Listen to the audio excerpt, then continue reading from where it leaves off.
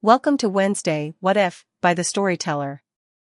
What if Wednesday Addams was a witch, just like her ancestor Goody Addams? What if Wednesday was called upon by Goody when her powers started manifesting a year earlier than in the original timeline, and she met Tyler before Miss Thornhill, a.k.a. Laura Gates? Like, comment, and subscribe to be updated. Chapter 7: Summer Full of Woe. Tyler's perspective. I had just wrapped up my finals when my phone rang. I'd saved Wednesday's cousin Adele's number from when she'd called me during the tournament, so I figured I knew what this was about. Hello? Is this Wednesday's boyfriend, Tyler? I chuckled. We hadn't made it official yet. If a girl like Wednesday buys you a gift, it's official. Don't tell me you haven't kissed her yet? I winced a little. No, she doesn't seem big on physical contact. Why are you calling me? Do you have a passport? My brows shot up. Why? Because you're coming to Alaska with us for the summer. I blinked. Does Wednesday know about this? Of course not. You're going to tell her I invited you. If she sees you all excited, she won't be able to refuse the idea. It'll be fun, hunting, fishing, hiking, horseback riding. You know, normal people stuff. Unless you have other plans? I hesitated. I'll have to ask my dad. If you accept, just tell Wednesday you want to go. Okay, kid, bye-bye. I stood there for a second, still processing what just happened. Alaska? With Wednesday's family? I wasn't sure what I had signed up for, but it certainly wasn't your average summer trip. When my dad came home, I casually mentioned, "Dad, a bunch of my friends from school are going camping. Can I go?" "Sure thing, bud," he said, not even glancing up from his work. I nodded, smiling to myself. That was easier than I thought. The next day, Wednesday came into the weather vane like she always did, sat at her usual spot, and didn't even look at me when I joined her. "So, how were your finals?" I asked. "I passed them all in my sleep." I raised an eyebrow. "Your cousin called me. She said you're going to Alaska for the summer." She stared at me, the slightest hint of suspicion in her eyes. "She invited you, didn't she? What did you say?" I smirked. I lied to my dad. He said I can go. Wednesday shot me a withering glare. "When you get there, don't say I didn't warn you." "Wait, your family's as kooky as you?" I couldn't help but ask. "More." Her tone was flat, but there was a trace of something darker in her eyes. "I'll keep that in mind," I said, trying to hide my nervousness. The day of the trip came faster than I expected. I'd barely packed when my dad came through the door. "You all packed, bud? They're gonna pick you up, right?" he asked when he saw my backpack by the door. "Yeah, I don't have my license, so," I trailed off. "Well, I got to get to work. Be careful out there." "I will." After he left, I snuck up to my room, grabbed my old suitcase, and pulled it downstairs. Minutes later, a black 1959 Cadillac pulled up to the driveway. "What are you waiting for, kid? A red carpet?" Adele's voice rang out from the driver's seat. I dragged my suitcase over to the car, muttering under my breath, "Yeah, your car's fancy enough to need one." She gave me a sharp smile as I climbed in. "Hey, you must be Wednesday's cousin, Adele. Nice to finally meet you, after talking on the phone." She smiled, extending her hand, and I shook it. For a moment, I felt awkward, as if I wasn't sure what the proper reaction was. When she didn't let go of my hand immediately, I started to get a strange feeling. "Don't worry, you'll fit in nicely with the family." "Shall we go?" she said, her eyes glinting in a way that made me uneasy. Adele had that same look as Wednesday, but unlike Wednesday's cool, calculating aura, Adele's was sharper. More calculated. She had that same black aesthetic, long, straight hair, bangs, and a baby face, but with a touch of elegance. A white designer shirt, a black leather jacket, black leather pants, and those ridiculous high-heeled Louis Vuitton boots. I could tell she was rich, but it wasn't until later that I realized just how much money they had. "So, I heard you told your dad you were going camping with friends," Adele said as she started the car. Yeah. "You're not a very good liar, kid," she replied with an almost too casual smile. "Excuse me? If you're going to lie to your dad, at least make sure your friends leave town," she said. "You don't want the whole town thinking you ran away." I felt my heart rate pick up. "No. I don't want that." Adele grinned. "Don't worry, I already took care of it for you. Those two hooligans gave them 10 grand to get out of town.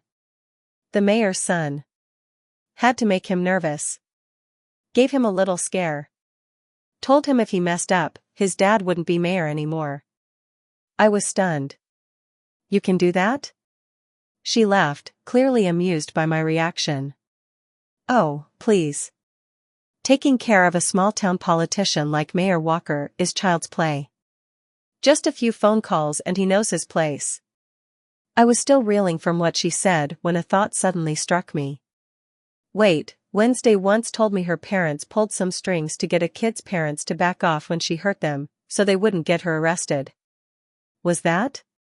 Adele smirked. That was nothing compared to what they're capable of. I was shocked by how casually she spoke about it. Money, influence, it was like they were above the rules. My brain was struggling to keep up. "I know this is a little too late for me to ask, but why did you invite me on this trip with your family?" I asked cautiously, still curious about the real reason. She slowly turned to look at me with a mischievous glint in her eyes. "I want Wednesday to suffer. I want her to have the worst summer ever. Why else would I want you to meet the family? I'm just curious to see how long it takes you to run out the door." My stomach dropped at that, and my anxiety skyrocketed. This was not a normal trip. When we arrived at the airport, I realized I'd completely forgotten my passport and plane ticket. I felt my face flush in embarrassment. But then, Adele pulled the tickets out from her bag and handed them to me, as if she knew I'd forgotten. "How did you?" I started, but she cut me off. "You really think your dad would sign off on a passport for you? Let alone a plane ticket to Alaska," she said with a smirk. "Thank you," I stammered, still stunned. "Don't sweat it. Your job starts now," she said, pointing towards the group.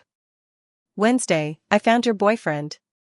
She pushed me toward the Addams family, who was already waiting at the gate. I nervously made my way over to them, trying not to be intimidated by their intense presence. Wednesday's father, Gomez, patted me on the shoulder, and her mother, Morticia, reached out to shake my hand. I wasn't as awkward as I had been with Adele, but it was still strange, especially when Morticia called me darling, as if I was already part of the family. Once on the plane, I was shocked again. It was just us. A private jet. First class, no less. There was a comfortable, eerie stillness in the air as we all sat down. I wasn't sure what to do with myself. Adele slid into the window seat, while Wednesday, as usual, sat far away from her parents. Pugsley plopped himself into the seat closest to the flight attendants, and Lurch sat near the door, looking like a mountain of a man. I sat across from Wednesday, trying to keep my nerves in check. And then Thing popped up and waved at me. "Wednesday, I'm sorry," I whispered, leaning over. "I didn't know your cousin invited me to make your life miserable." "Don't worry. You'll have a dreadful summer," she said flatly, her face betraying no emotion. "Right," I said, trying to hold back a smile. But honestly, I had no idea what I was getting into. I was in too deep now. When we landed in Alaska, the real shock hit me.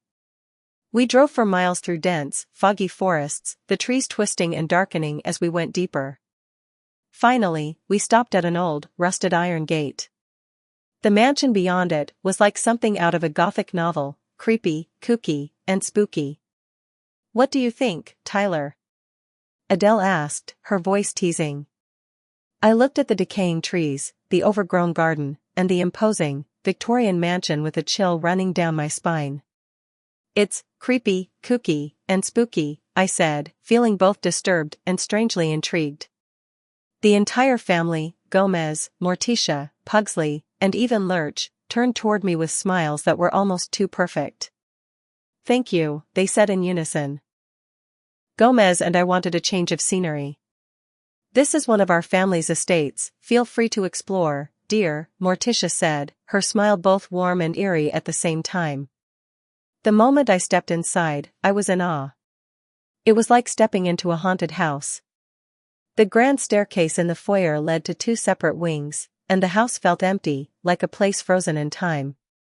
The hallways stretched out in front of me, dark and narrow, with blood-red carpets that seemed to bleed into the shadows. It was as if the house itself had a pulse. My room was next to Pugsley's, and it felt cold.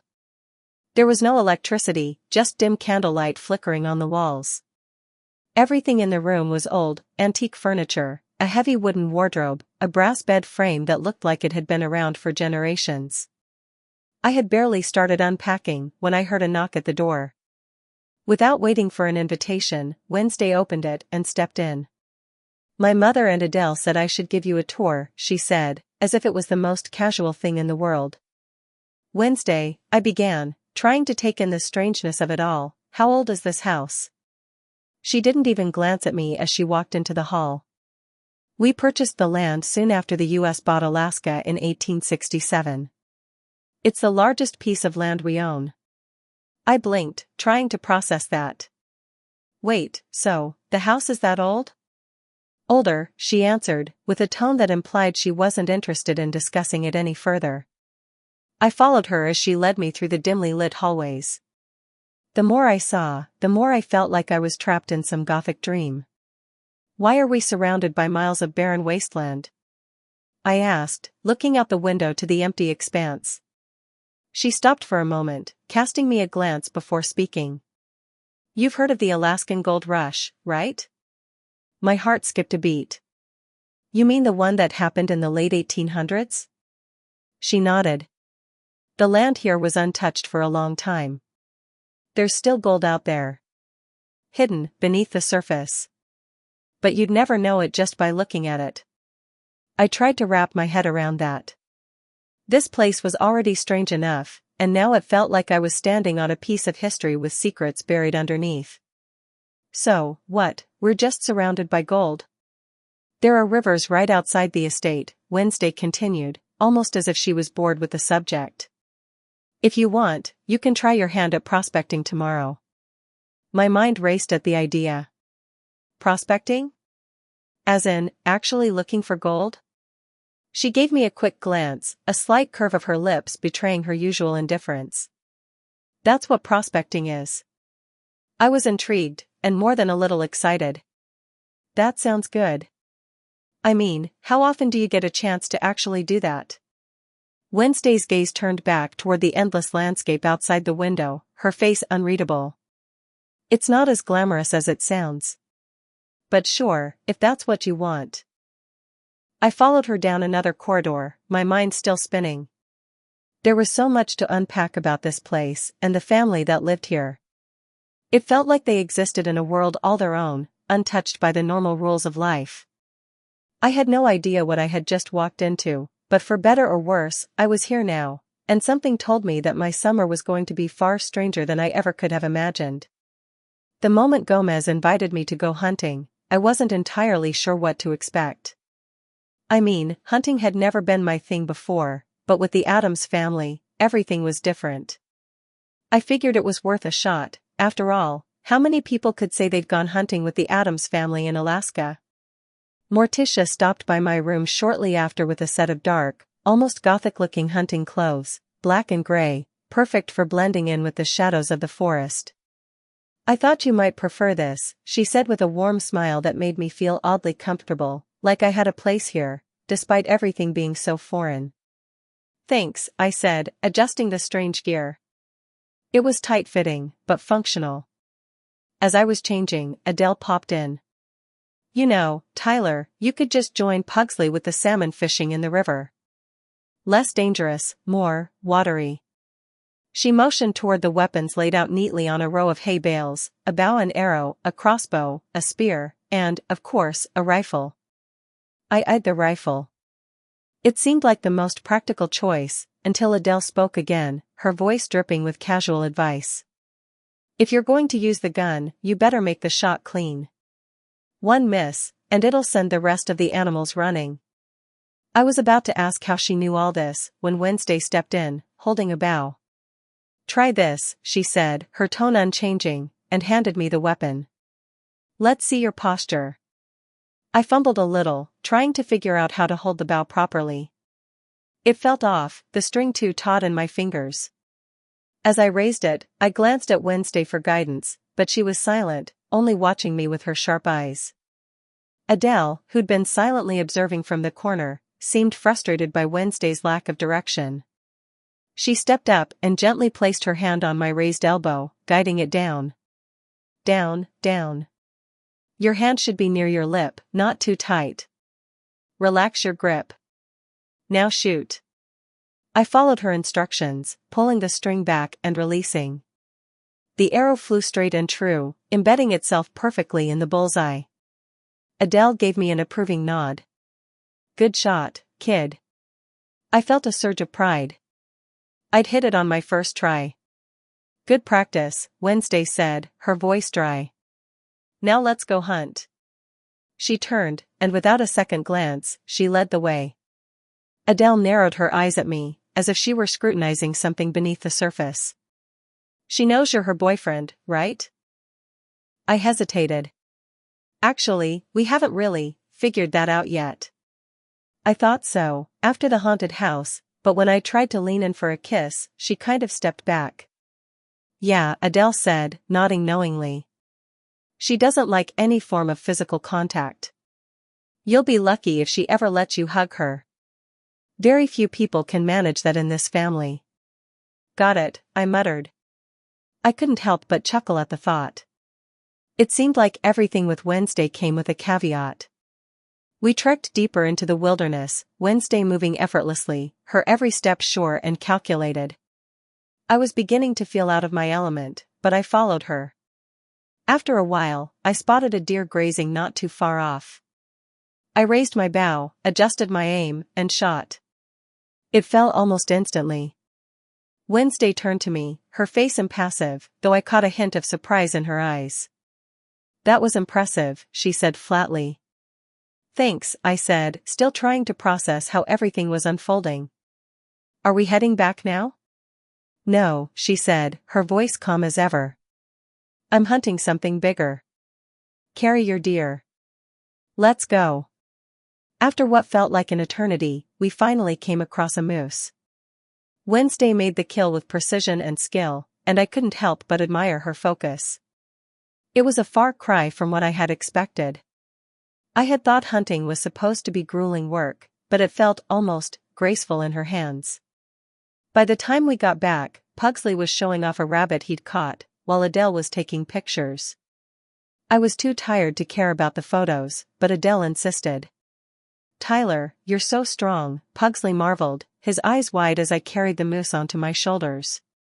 That's mine, Wednesday said, her voice almost amused, as she kicked the deer toward me. This is his, she added coldly. I tried to clarify, but it didn't matter much. Wednesday was always in her own world. Not bad for your first hunt, Adele said, grinning. Let's take a picture, Tyler, you too, Wednesday. I held the small deer in front of me while Wednesday just stood behind her moose, holding its massive antlers. She glared as though the moose was an inconvenience, but the scene was too perfect. I couldn't help but laugh when Adele snapped the photo, the only parts of Wednesday visible being her head and hands. Later, after we'd dropped off the animals and settled back into the house, Gomez came in, holding a freshly killed wolf. You know how to skin an animal, my boy? He asked, his grin wide as he looked me over. I froze. No.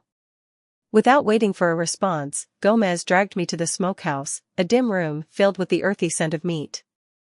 The wolf lay on a table, waiting. I tried to swallow the lump in my throat, but it didn't help. Gomez began showing me how to gut it, his movements casual and confident as he instructed me step by step. "First thing you do is gut it and remove the insides," he said, his voice smooth, almost soothing. I'd never done anything like this before, but I did my best to follow his instructions. The sight of the intestines spilling out was shocking, but I pushed through it. Once we finished the task, Gomez clapped me on the back. "You did well, my boy. Now, wash up before dinner." I nodded, feeling a mix of accomplishment and queasiness. It wasn't exactly the kind of lesson I'd expected, but it was something I'd never forget. As I washed up, I couldn't help but think about how strange and captivating everything was. The Addams family lived in a world of their own, a world where hunting, skinning, and all sorts of odd activities were just part of everyday life. And here I was, somehow a part of it. What had I gotten myself into? Wednesday had invited me here for the summer, an unusual offer I hadn't been sure how to handle. I knew there was something off about her family, but honestly, I wasn't prepared for just how off it would be. Despite the strangeness, I was starting to feel, okay, maybe even a little comfortable. That is, until today. I was just about to head back inside when I heard voices. One of them, a deep, almost comically loud voice, seemed to echo from the side of the house. I couldn't make out the words, but I could tell the person wasn't trying to hide anything. With a mixture of curiosity and trepidation, I made my way toward the sound. I rounded the corner of the house and came face to face with a man wearing a long overcoat, his round face framed and a thick bald head and a clean face. He was fiddling with a strange device, something that hummed and clicked like it was barely holding itself together. "Oh, look, it's Wednesday's boyfriend," the man said, barely glancing up from his work. His voice was a blend of playful mockery and, well, what seemed like genuine interest. I froze. How did he? Before I could say anything, the man stood up straight and gave me a wide, toothy grin. "I'm Uncle Fester," he said, extending a hand. "I'm here to, well, let's just say I'm here for business, but we can have a little fun too, eh?" I blinked, taking in the sight of him. He had a certain energy about him that was unnerving. Not in a terrifying way, but definitely in a way that made me wonder if I'd somehow ended up in the middle of a mad scientist's lab. "Adele told me Wednesday invited you for the summer," Uncle Fester continued, his eyes glinting with something mischievous. "She said you were her boyfriend now. That must be interesting." I swallowed, feeling the awkwardness settle in my chest. Yeah. That's me." Fester chuckled, a raspy, almost maniacal sound. Well, I suppose I'll be seeing more of you then. Gotta make sure the Addams clan doesn't scare you off too soon. But don't get too comfortable, kid. I won't be sticking around for long. Got a job to do, you know. Something important." I raised an eyebrow. "What kind of job?" Fester's grin widened even further, making him look like a madman. "Oh, you know, the usual. Keeping things sparked around here. Maintaining the oddities." He paused, clearly enjoying my confusion. "Don't worry about it. You'll figure it out soon enough. If you've made it this far with Wednesday, I'm sure you'll survive the summer. Though I wouldn't mind showing you a few tricks of my own while I'm here." I didn't know if he was trying to comfort me or scare the hell out of me, but either way, I didn't want to stick around to find out. He seemed like he was going to take off soon, anyway. "So, you won't be around for long?" I asked, trying to steer the conversation in a different direction. "Nope, not too long. I've got my work." He tapped the strange device in his hand and gave me a wink. "But I'll pop in now and then. Can't have Wednesday's boyfriend wandering around in this house without someone making sure you don't get lost in all the chaos." I nodded slowly, unsure of what I was supposed to say. I wasn't sure what to think about him or his business. "Right," I said, shifting on my feet. "Well, good to meet you, Uncle Fester." Before I could turn and walk away, Fester called after me. "Don't forget, Tyler. If you ever need someone to talk to, you know where to find me. And remember, stay sparked." I didn't even know what that meant, but I gave him a half-hearted wave and quickly made my way back toward the house. As I stepped inside and shut the door behind me, I exhaled a breath I hadn't realized I was holding. Wednesday's family was something else entirely. Uncle Fester was a character I never thought I'd meet, and I wasn't sure I'd ever get used to the eccentricities of the Addams clan.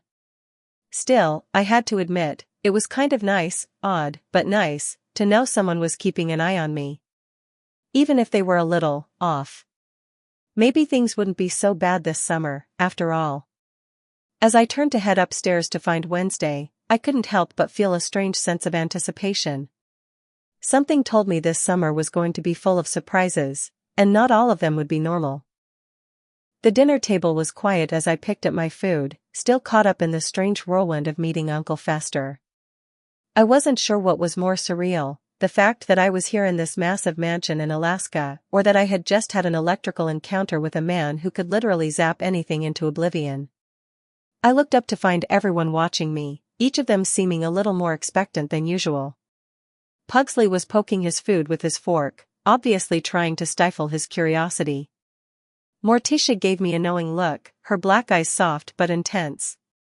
Gomez, ever the enthusiast, was leaning forward with that trademark smile of his. "So, Tyler, how was your day?" Morticia asked, her voice like silk, soft yet commanding. "Anything interesting happen?" I hesitated, feeling the weight of everyone's eyes on me. After a beat, I sighed and leaned back in my chair. "Well, I ran into someone today, someone unexpected." "Unexpected?" Pugsley leaned forward, nearly falling off his chair. "Like a giant spider or a vampire?" "Not quite," I muttered, trying to suppress the urge to laugh. "It was Uncle Fester." At that, Wednesday's lips twitched, but she didn't say anything. Gomez sat up straighter, as if he was genuinely curious. "Ah, Fester. How did he seem?" I rubbed my hands over my face. "Well, to put it mildly, electrifying." I paused. He was tinkering with some sort of device. I couldn't really figure out what it was, but he seemed really excited about it. He didn't explain much. But then, things got weird. Gomez chuckled softly. "Weird, you say?" That's a bit of an understatement when it comes to Fester. "I'd be careful around him, Tyler," Wednesday said, her voice calm and precise. "He doesn't always understand the boundaries of normal behavior. And you've definitely seen the wild side of him now." I swallowed hard. I mean, the guy had electricity crackling from his fingers. He zapped the ground a couple of times, like it was no big deal. That seemed to catch everyone's attention. "He's electric," Adele remarked with a touch of recognition. "He can generate electricity like it's second nature." "Exactly," I said. And if that wasn't strange enough, he didn't even care that he was scaring the life out of me. I've never met anyone so unapologetically eccentric. "Ah, but that's the beauty of Fester," Gomez said, raising a glass of wine with a grin. "He's completely comfortable in his own skin. And if you know him well enough, you'll learn to appreciate the chaos. In fact, you'll probably find that it becomes charming."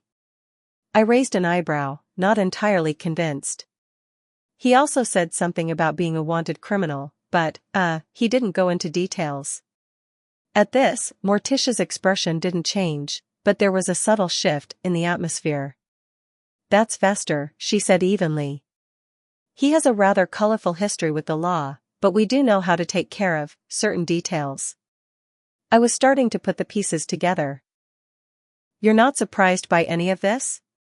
"Tyler, you're dealing with the Addams family," Wednesday remarked dryly, though I could see a glimmer of amusement in her eyes. "Nothing surprises us. Our family is, well, unconventional." Adele chimed in, her voice soft. "Fester's, well, he's Fester." She shrugged. "He may be wanted, but he's never actually done anything that can truly harm us. The family has a way of keeping him out of trouble." "That's an understatement," Gomez added. "Fester's criminal record is, let's just say it's as colorful as his electrifying personality."